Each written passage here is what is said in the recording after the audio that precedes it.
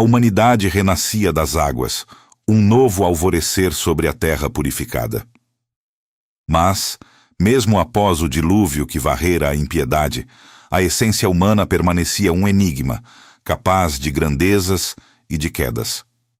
O que estava prestes a acontecer na tenda de Noé, em um instante de descuido e revelação, ecoaria por gerações, moldando destinos e dividindo povos. As águas finalmente retrocederam, revelando um mundo lavado e virgem. A arca repousava sobre as montanhas de Ararat, e Noé, o patriarca resiliente, junto de sua família, sua esposa, seus filhos, Sem, Cam e Jafé, e as esposas deles, pisava novamente em terra firme. Um sopro de vida nova enchia os pulmões de todos. Deus, em sua infinita misericórdia e poder, abençoou-os, e sua voz ressoou com uma ordem clara e poderosa. Sejam férteis, multipliquem-se e encham a terra. Era uma segunda chance, um recomeço para toda a criação. Em meio ao silêncio reverente daquele novo mundo, Deus fez uma aliança eterna com Noé, e através dele, com toda a humanidade e com cada criatura viva. Nunca mais as águas de um dilúvio destruiriam a vida na terra. Como um selo visível dessa promessa inabalável, o arco-íris surgiu no firmamento. Suas cores vibrantes não eram apenas um espetáculo para os olhos, mas um lembrete perpétuo da fidelidade divina, um símbolo de misericórdia que se estenderia por todos os tempos. Cada vez que as nuvens se abrissem para revelar aquele arco multicolorido, seria um testemunho silencioso da paciência e do amor de Deus, uma garantia de que a vida, apesar de suas imperfeições, continuaria. Com a promessa divina gravada no céu e no coração, a vida na terra pós-dilúvio começou a florescer. Noé, um agricultor por natureza e vocação, dedicou-se à terra.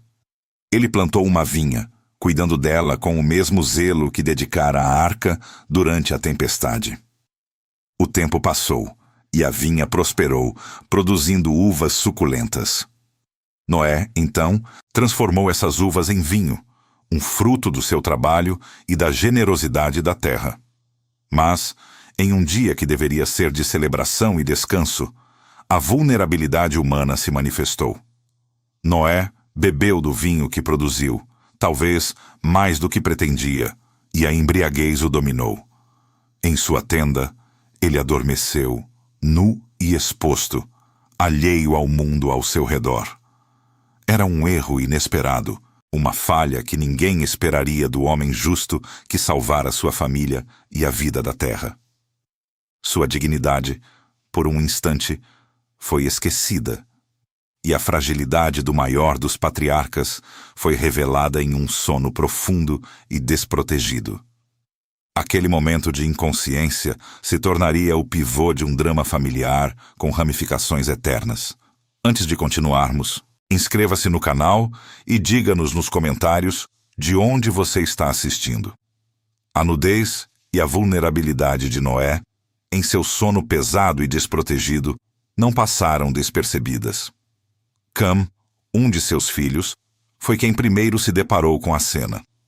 Em vez de sentir a dor da vergonha ou o ímpeto de proteger a dignidade do pai, Cam agiu de uma forma que ecoaria por séculos. A visão do patriarca embriagado e exposto não despertou nele a compaixão filial, mas sim uma curiosidade mórbida e um desejo inexplicável de compartilhar o espetáculo da queda.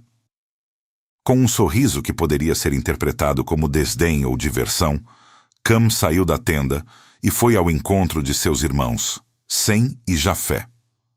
Com palavras que carregavam um tom de escárnio, descreveu a situação humilhante do pai, expondo a fragilidade de Noé não apenas com o olhar, mas com a boca.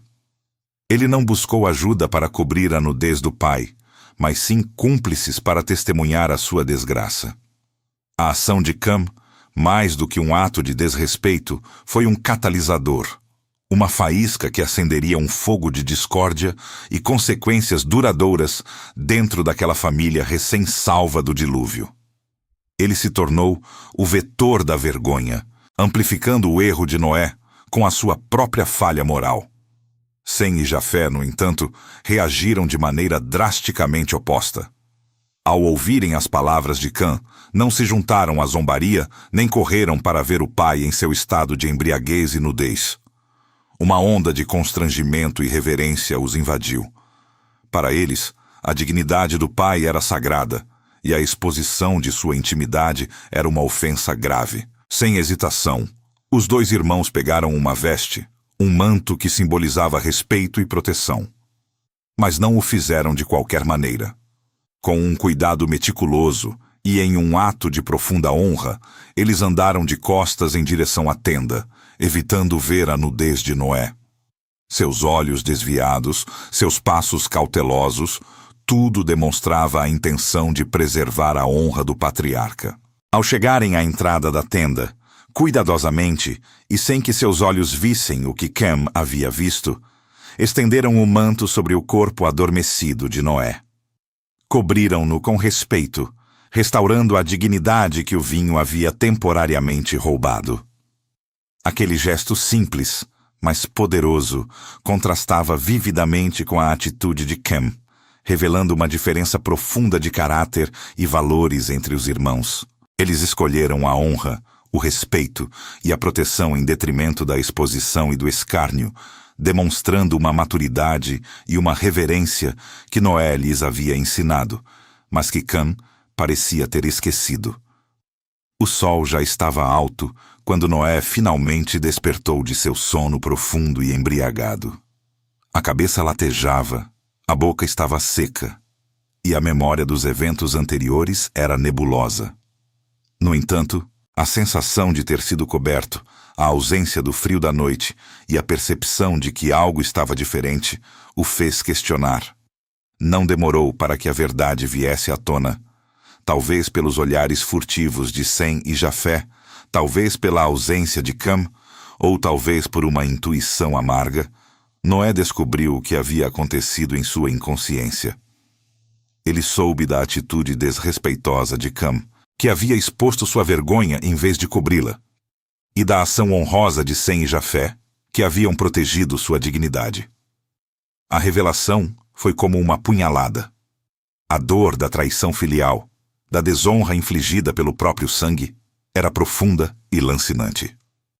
Noé, o homem que havia sobrevivido ao dilúvio, que havia recebido a promessa divina, sentiu-se humilhado e traído. A alegria do recomeço foi maculada pela amargura da ingratidão e do desrespeito de Cam. Seu coração se encheu de uma mistura de tristeza e indignação. Aquele momento de fraqueza, transformado em espetáculo pelo filho, clamava por justiça.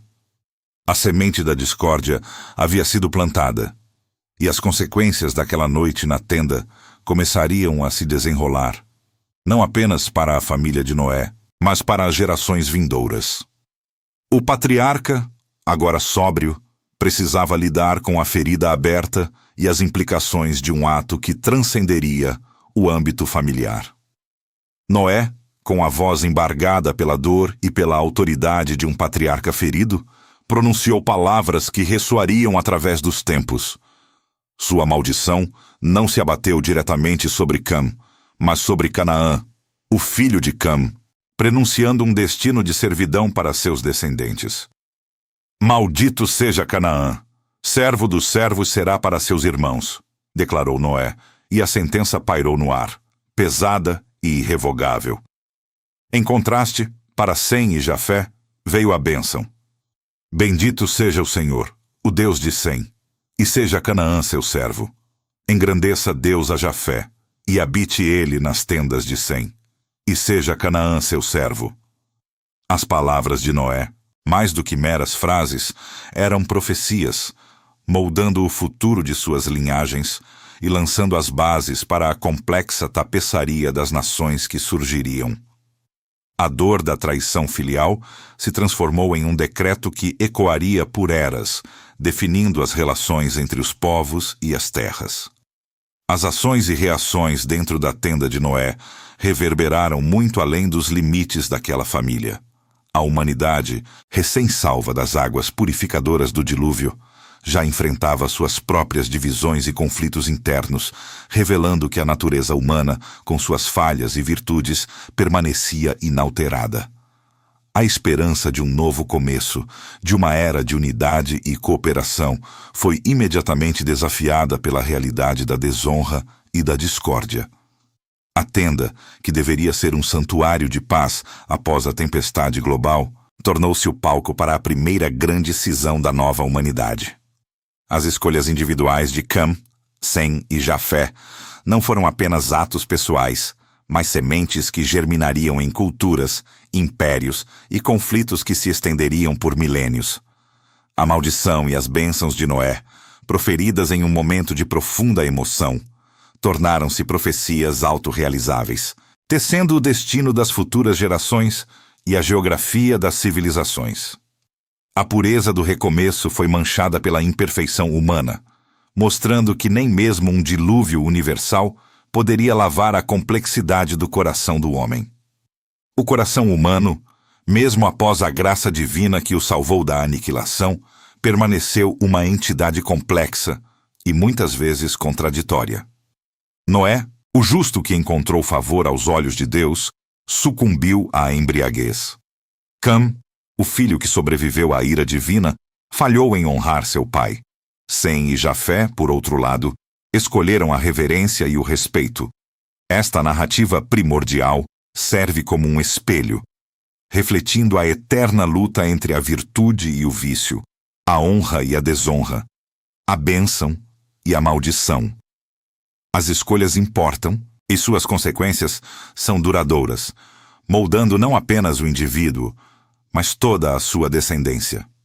A história de Noé não é apenas um relato de um passado distante, mas uma reflexão sobre a condição humana, sobre a capacidade de redenção e a persistência da falha. Ela nos força a perguntar: somos realmente diferentes de nossos antepassados? As lições do dilúvio e da tenda de Noé foram verdadeiramente aprendidas? O ciclo de erros e acertos continuará infinitamente? A humanidade estava apenas começando sua jornada na Terra renovada. As palavras de Noé, carregadas de autoridade e dor, estabeleceram divisões que se tornariam as fundações de novas nações e povos. Do ventre da família de Noé surgiriam os povos de Sem, Jafé e Cam, espalhando-se pelos continentes, cada um carregando a marca de seu antepassado. As línguas se diversificariam, as culturas floresceriam e o mundo se dividiria em uma miríade de identidades, cada uma com sua própria história e destino. A promessa do arco-íris ainda estava lá, um lembrete da fidelidade divina, mas a complexidade das relações humanas, forjadas na tenda de Noé, garantiria que a história da humanidade seria uma tapeçaria rica em cores, mas também em conflitos. A saga da civilização, com suas glórias e suas tragédias, estava prestes a se desenrolar, marcando uma nova fase na história do mundo.